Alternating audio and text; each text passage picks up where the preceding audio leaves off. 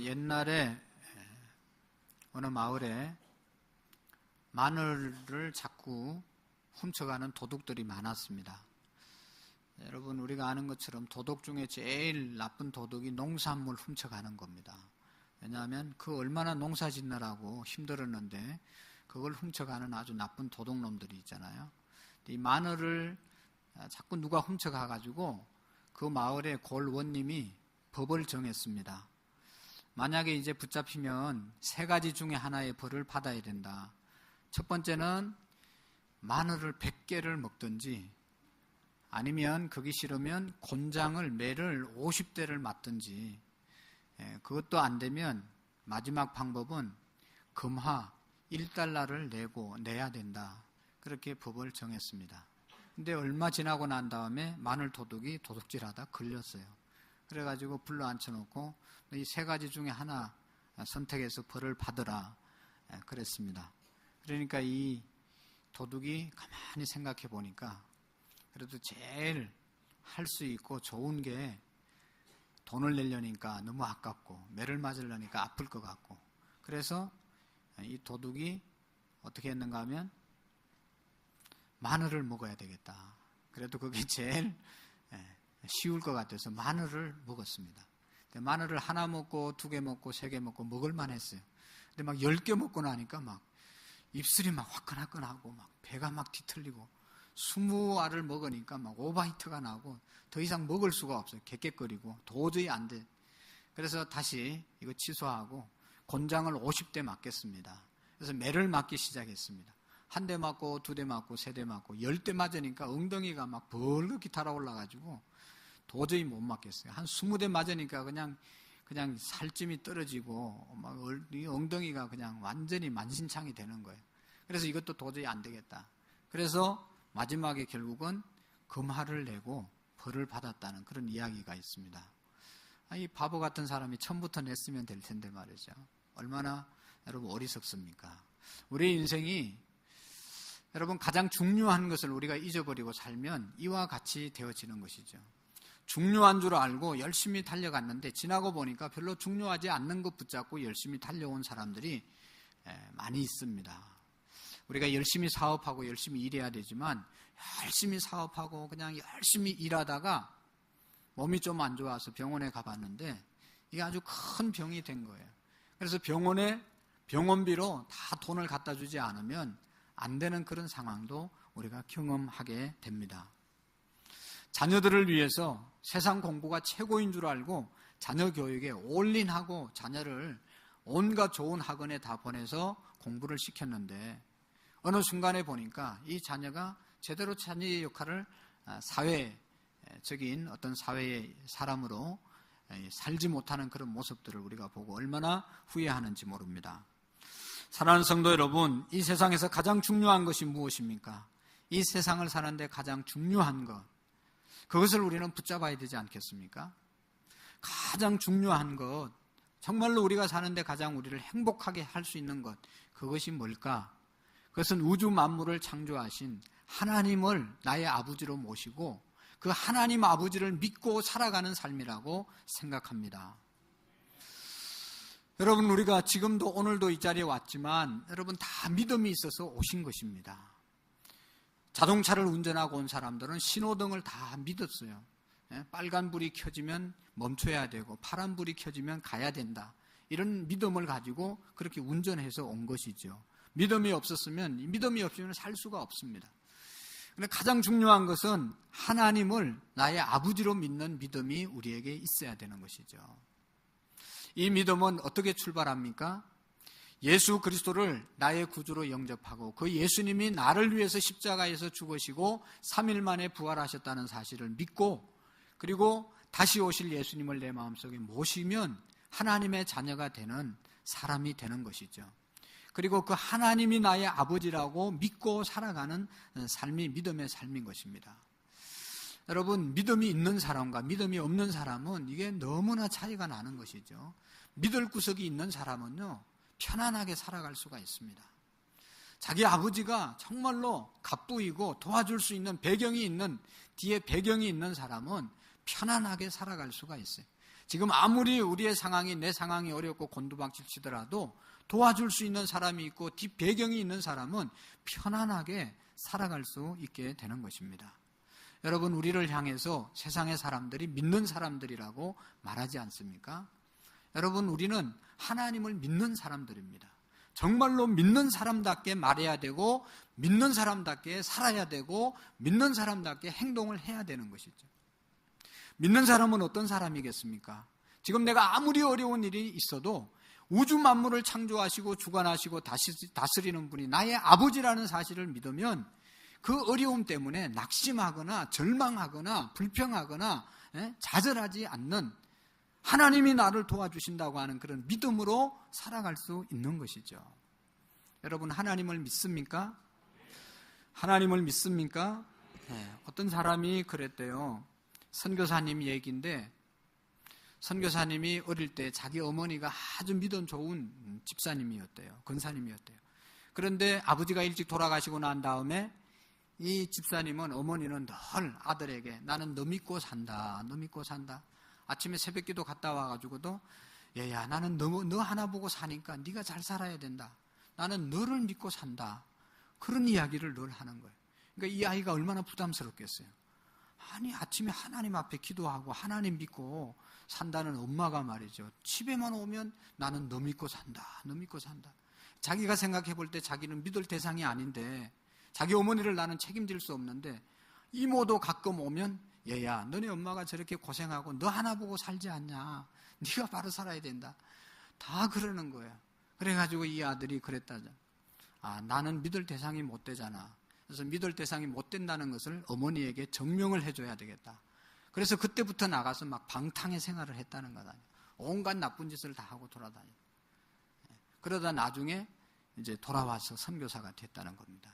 여러분, 우리가 정말로 하나님을 믿습니까? 그러면 얼마나 감사해요. 아들 믿고 남편 믿고 돈 믿고 배경 믿고 세상 믿다가 결국은 힘들어지는 것 아니겠어요? 정말로 믿을 것이 안 되는 것을 믿다가 여러분 나중에 후회하는 일이 얼마나 많이 있습니까? 오늘 우리는 하나님만이 우리의 믿음의 대상이 되는 줄로 믿습니다. 오늘 이 마리아라고 하는 예수님의 육신의 어머니가 하나님을 어떤 분으로 믿고 그 하나님을 어떻게 찬양하는지에 대해서 말씀하고 있는 것입니다. 오늘 성경에 보면 이 마리아는 하나님을 이렇게 고백하고 있습니다. 비천한 자를 돌아보시는 하나님, 낮고 천한 사람을 높여주시는 하나님, 그 하나님으로 이 마리아는 하나님을 믿었습니다. 여러분, 대부분의 사람들은 힘 있고 권세 있고 물질 있고 공부 많이 하고 능력 있는 사람에게 줄을 서고 그 사람들을 배경으로 하고 그 사람들을 의지하고 그 사람들을 믿으려고 합니다. 그러나 여러분, 하나님은 우리의 마음과 중심을 보시는 것입니다. 배경이 있고 능력이 있다고 그 사람을 쓰는 것이 아니라 그의 마음의 상태를 보시고 하나님이 놀라운 일을 이루어 가시는 것입니다. 오늘 48절의 말씀에 보면 그러지 않습니까? 그의 여종이 비천함을 돌아보셨음이니라. 보라, 이제 후로는 만세의 나를 복이 있다 일컬으리로다. 이 마리아라고 하는 이 여종은 비천한 여인이었습니다. 여러분, 마리아의 집은 이 재벌의 집안이 아니었습니다. 권세 있는 집안이 아니었습니다. 가난한 시골 동네 처녀였습니다. 그 내용이, 그 증명할 수 있는 것이 누가복음 2장에 보면 나오는데, 자녀를 놓고 나면, 이 자녀가 태어나고 나면 정결 예식을 반드시 행해야 됐는데, 정결 예식 때 그 제물이 필요하지 않습니까? 그 제물이 능력이 있고 돈 있는 사람들은, 돈이 많은 사람들은 양을 잡아서 드리게 되고, 그것도 저것도 없는 사람은 비둘기를 하나님께 드려서 제사를 드리는 겁니다.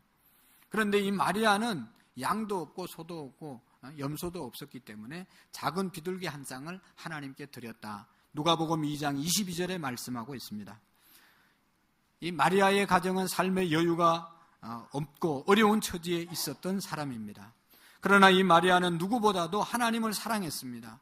그 마음이 정결하고 순수한 그러한 마음이었고, 주님 앞에 주님을 사랑하는 그런 마음이 누구보다도 뛰어난 겸손하고 온유한 여인이 마리아였습니다. 그 당시에 여러분, 많은 여인들이 있었지만 하나님께서 특별히 마리아를 선택해서 그 마리아의 몸을 통해서 예수 그리스도가 나게 하신 것이거든요. 천주교에서는 문제가 뭔가 하면 이 마리아를 예배의 대상으로 섬기는 겁니다. 예배의 대상은 될 수 없지만 여인 중에 최고의 여인, 귀한, 존경할 수밖에 없는 여인이 마리아였다고 하는 사실을 우리가 기억해야 합니다. 누가복음 1장 31절에서 33절의 말씀에 보면 천사 가브리엘이 마리아에게 나타나서 이렇게 이야기를 합니다. 보라, 내가 잉태하여 아들을 낳으리니 그 이름을 예수라 하라. 그가 큰 자가 되고 지극히 높으신 이의 아들이라 일컬어질 것이요 주 하나님께서 그 조상 다윗의 왕위를 그에게 주시리니 영원히 야곱의 집에서 왕으로 다스릴 것이며 그 나라가 무궁하리라. 아니, 갑자기 천사가 나타나서 마리아에게 이런 이야기를 하니까 마리아가 너무너무 놀랐습니다. 그래서 천사에게 이제 놀래 있을 때 더 천사가 대답합니다. 천사가 대답하여 이르되 성령이 내게 임하시고 지극히 높으신 이의 능력이 너를 덮으시리니 이러므로 나실 바 거룩한 이는 하나님의 아들이라 일컬어지리라. 대저 하나님의 모든 말씀은 능하지 못하심이 없느니라. 천사를 통해서 전해진 말씀이 마리아에게 이루어지게 되는 것입니다. 그래서 이 마리아가 이런 얘기를 듣고 고백합니다. 누가복음 1장 38절의 말씀에 보면 마리아가 이르되 주의 여종이오니 주의 말씀대로 이루어지이다. 할렐루야. 여러분, 가진 것이 없고 배운 것이 없고 배경이 없지만 하나님께서 말씀하실 때 주의 종이오니 여종이오니 주의 말씀대로 이루어지이다. 철저하게 순종하고 주님만을 사랑하는 순수한 마음이 그에게 있었기 때문에 하나님은 마리아를 통해서 예수 그리스도를 이 땅에 보내신 줄로 믿습니다. 하나님은 비천한 자를 돌아보시는 하나님이십니다. 겸손하고 온유하고 낮아진 사람을 통해서 하나님의 역사를 이루어 가시는 것입니다. 내가 이 모습 이대로 주님 앞에 나왔습니다. 나를 불쌍히 여겨 주시옵소서. 나는 아무것도 할 수 있는 일이 없습니다. 나는 비천한 사람이다라고 고백하는 사람에게 하나님의 역사가, 하나님이 그 사람을 통해서 역사하신다는 것을 믿으시기를 바랍니다. 여러분, 다윗 왕은 시편 18편 1절에 보면 나의 힘이 되신 여호와여 내가 주를 사랑하나이다. 다윗은 정말로 비천한 사람이었지만 주님을 사랑했습니다. 하나님을 내가 사랑했습니다. 어떤 세상의 돈을 사랑하거나 인기를 사랑하거나 명예를 사랑하거나 물질을 쫓아간 것이 아니라 여호와 하나님을 붙잡고 여호와 하나님을 믿고 여호와 하나님을 사랑했기 때문에 다윗 왕도 아주 비천한 이 2세의 8번째 아들이었지만 목동이었지만 하나님께서 왕으로 다윗을 사용하게 된 줄로 믿습니다. 하나님은 비천한 자를 하나님 사랑하는 사람으로 만들어서 하나님 사랑하는 사람을 귀하게 쓰시는 줄로 믿습니다. 누가복음 1장 45절의 말씀에도 보면 그런 말씀을 하고 있습니다. 엘리사벳이 이제 고백하는 그런 내용인데요. 주께서 하신 말씀이 반드시 이루어지리라고 믿은 그 여자에게 복이 있도다. 이 말씀을 믿고 그대로 순종할 때 이제 성령이 마리아에게 임하셔서 독생성자 예수 그리스도를 탄생케 하시는 것을 볼 수가 있습니다. 여종이었지만 가장 비천한 사람이었지만 이렇게 위대한 사람으로 쓰임 받았다는 것입니다. 이렇게 비천한 자를 하나님께서 존귀하게 사용해 주시는 것입니다. 여러분, 우리나라에 아주 여전도사님으로 너무너무 귀하신 분이 있는데 문중경 전도사님이라는 분입니다. 이분은 저기 목포 앞바다에 있는 정도라고 하는 섬에서 복음을 전거한 분인데 그 섬의 특징은 90% 이상이 예수님을 믿습니다. 그래서 그 섬에는 담배 피우는 사람이 없기 때문에 금년의 섬이다. 그렇게 우리에게 일컬어집니다. 여기에서 이 문중경 전도사님 순교비가 거기에 있고 기념관이 그곳에 있는데 이분이 그거를 전도했다는 것이죠. 17살 때 정도로 시집을 왔습니다. 시집을 와보니까 그때 벌써 남편이 다른 여자와 살고 있었습니다. 그럼에도 불구하고 20년 동안 자기 시부모님을 모시면서 온갖 구전일을 다하면서 살림을 꾸려갔습니다. 그러다가 20년 지나니까 부모님이 돌아가셔서 그곳에 더 살지 않고 목포로 나오게 되었습니다. 목포 나와서 외롭게 방황할 때 어떤 사람이 전도하는 사람을 만나서 전도를 받고 예수님을 만나는 체험을 하게 되었습니다. 그가 예수님을 만나고 예수님을 믿고 나니까 하나님의 사랑이 얼마나 큰지 그동안 그만큼 사랑을 받아본 적이 없었습니다. 그래서 너무너무 감격하고 감사해서 그는 이런 고백을 했습니다.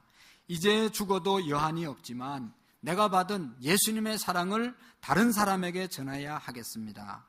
그리고 나이가 40이 됐는데 그때 신학교를 들어갔습니다. 신학교 들어간 그 해에 들어가서 이제 복음을 전거하기 시작을 했는데요. 3개의 교회를 정도에 세우고 3개의 기도처를 만들고 그 신안 아파트에 앞에 수많은 섬들이 있는데 그곳에서 얼마나 많은 복음을 전했는지 모릅니다. 이분의 별명은 대리거지였습니다. 왜 이렇게 대리거지라는 이름이 붙여졌는가 하면 잔치집이 있으면 그 잔치집에 가서 음식을 잔뜩 이렇게 얻어와서 거지들을 불러놓고 다 먹이고 옷을 못 입은 헐벗은 사람이 있으면 자기 옷이나 또 이 옷을 구입해서 입혀주고 당시에 장티푸스 유행병이 있었는데 그것으로 인해서 가정에서도 버림받고 또 그래서 죽어간 사람들이 많이 있었는데 그래서 유행병으로 죽었던 사람들을 장례를 치러주고 또 그 사람들에게 가서 간호해주고 이런 일을 했습니다. 그러니까 사람들이 주변에서 전염병이기 때문에 가까이 하면 위험하다. 병 들어서 죽으면 어떡하냐 만류했지만 이분의 이야기는 그런 겁니다. 나는 혼자의 몸이다. 죽어도 괜찮다. 그러면서 그 환자들과 함께 지나면서 그들을 돌봐주고 그들의 장례식을 치루어주는 그런 일을 하면서 하나님의 말씀을 전거하게 되었습니다.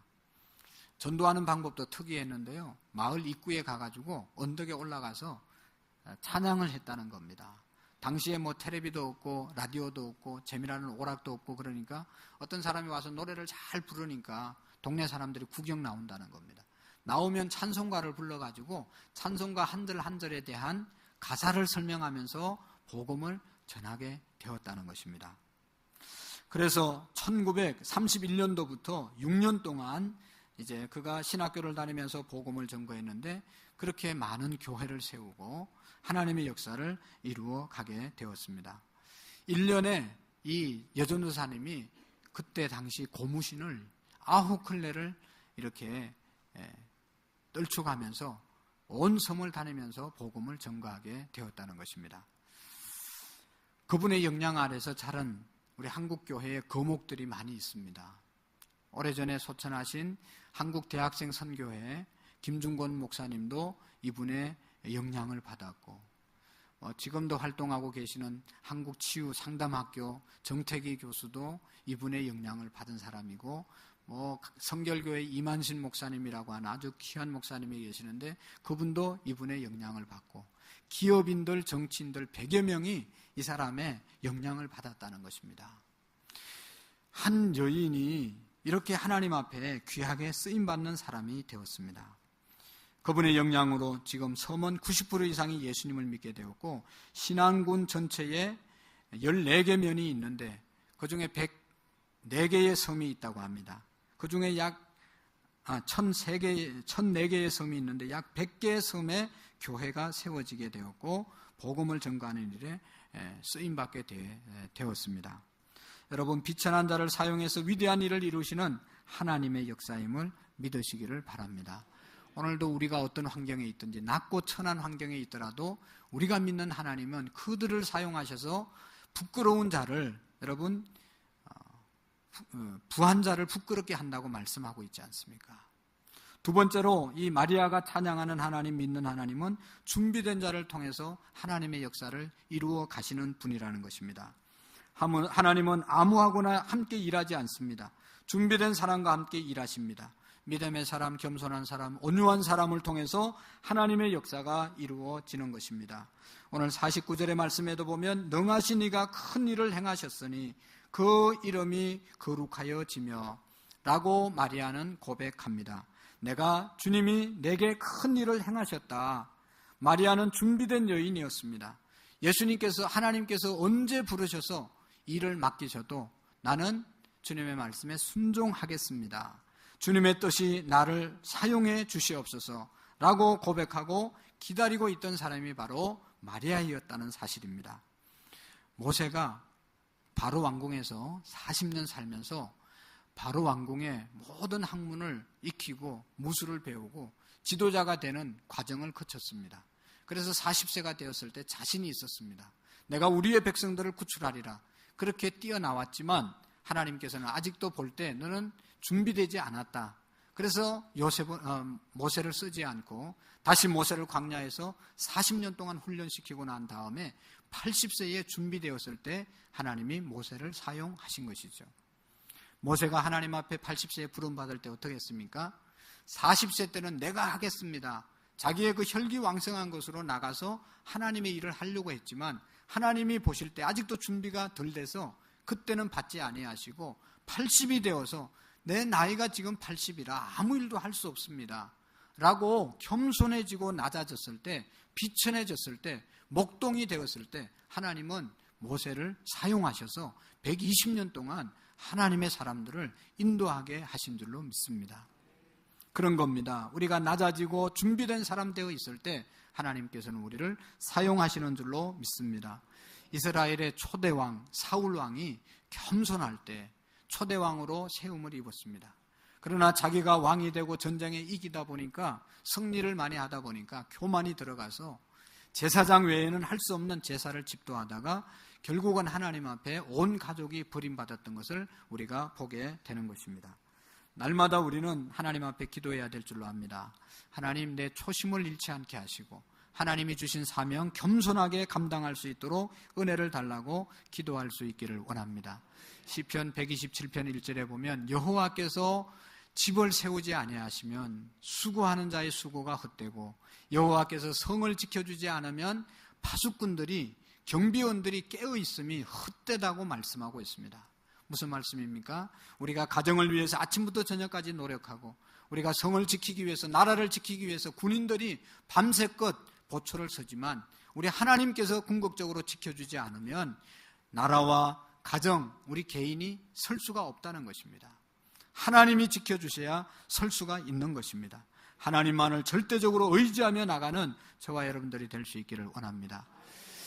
빌립보서 4장 12절과 13절에 사도 바울은 말합니다. 나는 비천에 처할 줄도 알고 풍부에 처할 줄도 알아. 모든 일에 배부름과 배고픔과 풍부와 궁핍에도 처할 줄을 아는 일체의 비결을 배웠노니 내게 능력 주시는 자 안에서 내가 모든 것을 할 수 있느니라.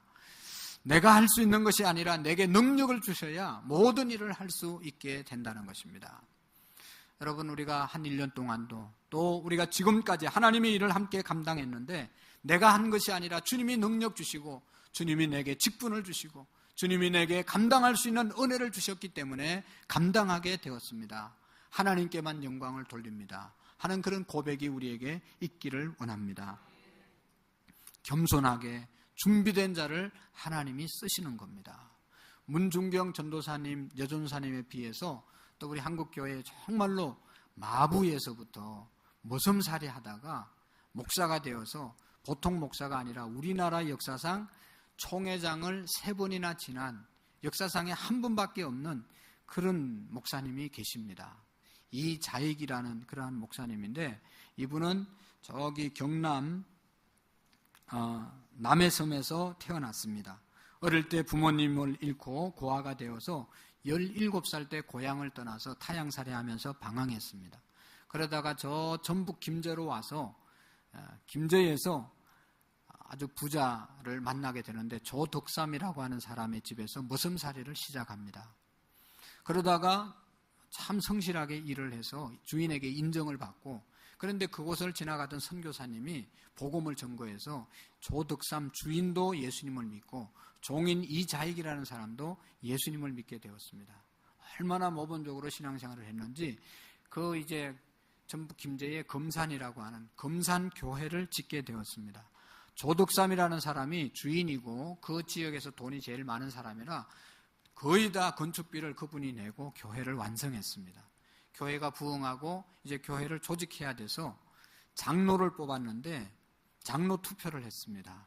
근데 놀랍게도 조덕삼 주인이 장로가 된 것이 아니라 그 집에서 종으로 머슴으로 일하는 이자익이라는 사람이 당선이 되지 않습니까? 그래서 투표 끝나고 난 다음에 사람들이 다 분위기가 이상해졌습니다. 야, 큰일 났다. 정말로 이 주인인 헌금도 제일 많이 하는 조덕삼띠가 집사님이 장로가 안 되고 그 종이 장로가 됐으니까 이게 보통 문제가 아니죠.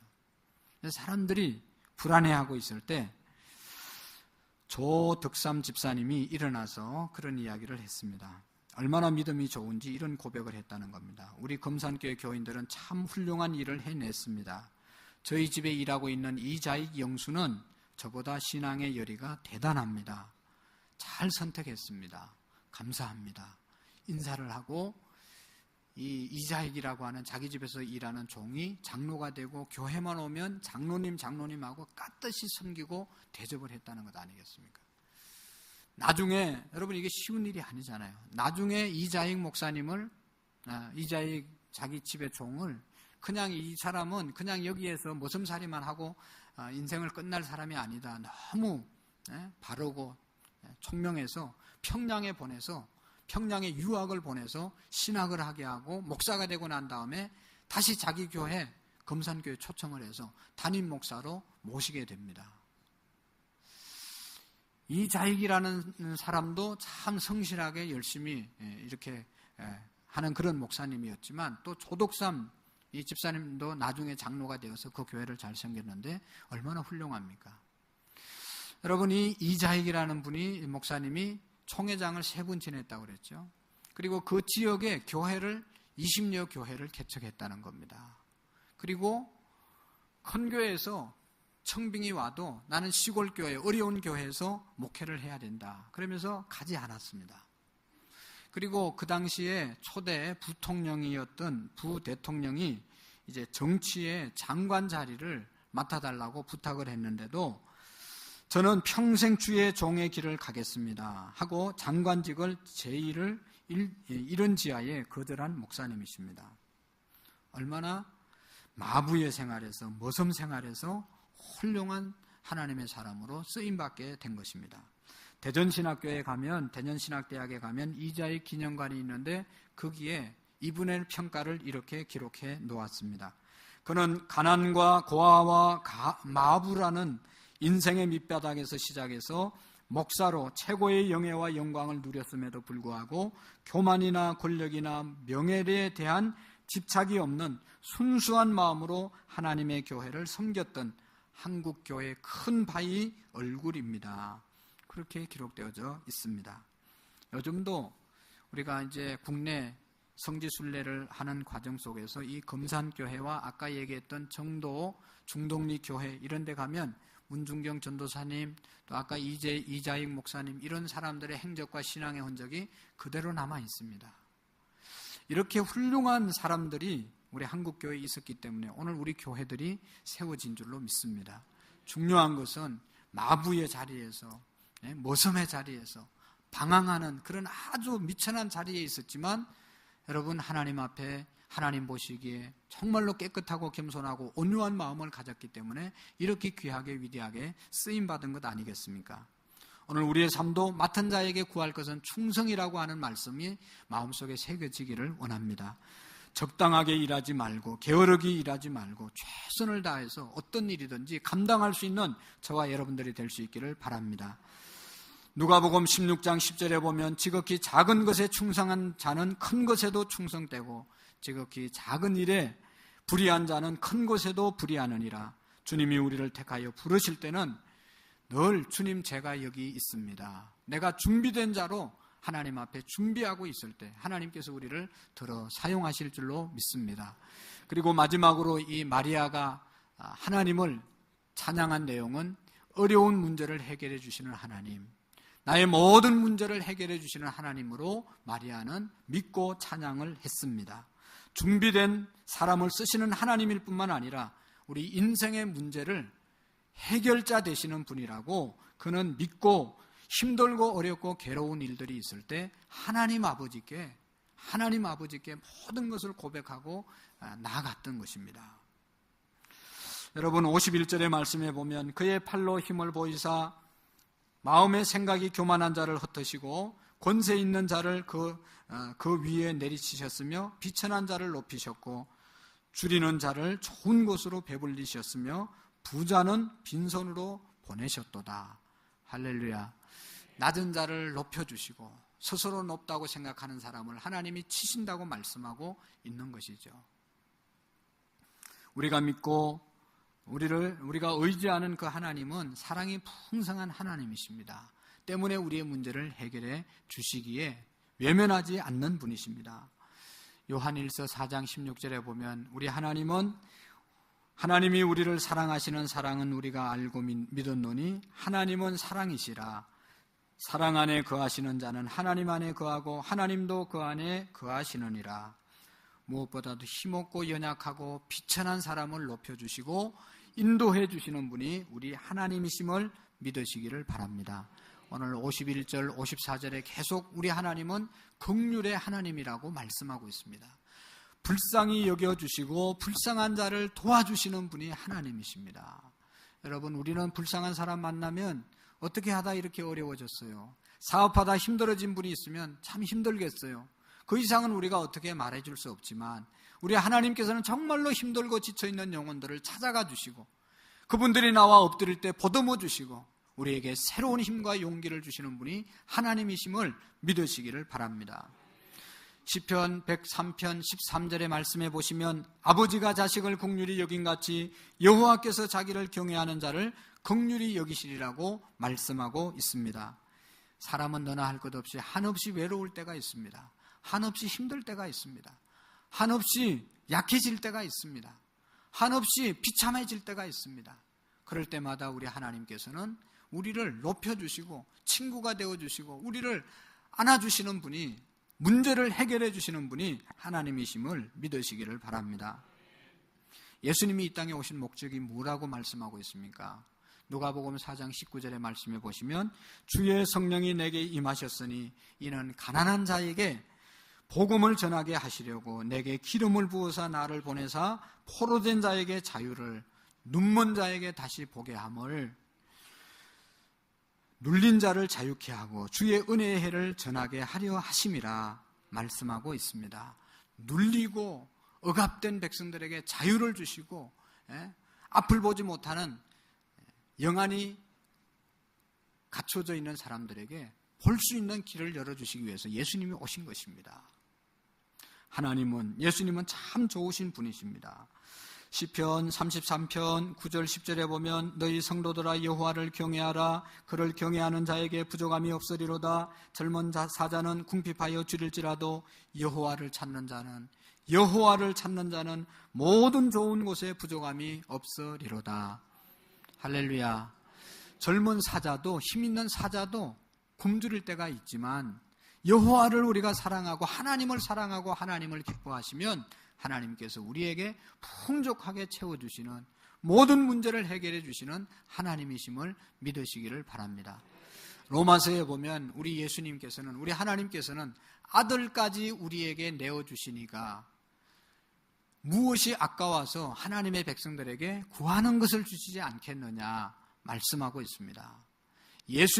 하나님까지 우리에게, 하나님의 아들 독생자를 우리에게 주셨는데 그 이름으로 구하면 무엇이든지 주시지 않겠느냐, 하나님께 구하라고 말씀하고 있습니다. 여러분 얼마나 감사합니까? 우리가 예수님 믿고 하나님 믿고 살아가는 것이 가장 큰 축복이고 은혜인 줄로 믿습니다. 어떠한 문제도 여러분 의사들이 해결할 수 없는, 치료할 수 없는 그런 질병이라도 우리 하나님께 기도하고 하나님께 맡기면 하나님께서 치료해 주는 역사가 있을 줄로 믿습니다. 내 길을 여호와께 맡기라.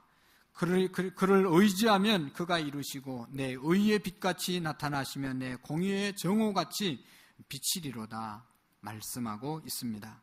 사랑하는 성도 여러분, 오늘도 무거운 짐들, 해결할 수 없는 문제들, 염려와 근심과 걱정과 질병들을 기도함으로 하나님께 다 맡기고 하나님이 해결해 주시는 은혜와 축복을 경험하는 은혜가 있기를 바랍니다. 마리아가 찬양한 하나님은 바로 그런 하나님이십니다. 우리의 모든 문제를 해결해 주실 수 있는 능력의 하나님, 낮고 비천한 자리에 일어날 수 없는 자리에 처해 있어도 일으켜 세워주시고 존귀한 자로 바꿔주실 수 있는 분, 세워주시는 분이 우리가 믿는 하나님이십니다. 우리가 하나님 앞에 철저하게 준비되어 있을 때 하나님께서 귀하게 더러 사용해 주시는 능력의 하나님이심을 믿고 고백하는 저와 여러분들이 될 수 있기를 축원합니다. 기도하시겠습니다.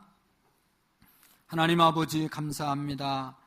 우리에게 큰 일을 행하시고 우리를 통해서 영광을 받으시기를 원하시는 하나님 아버지, 정말로 우리가 마리아가 주님을 고백했던 것처럼 우리 모두가 주님을 온전히 믿고 신뢰할 수 있는 믿음의 사람들 되게 해 주옵소서.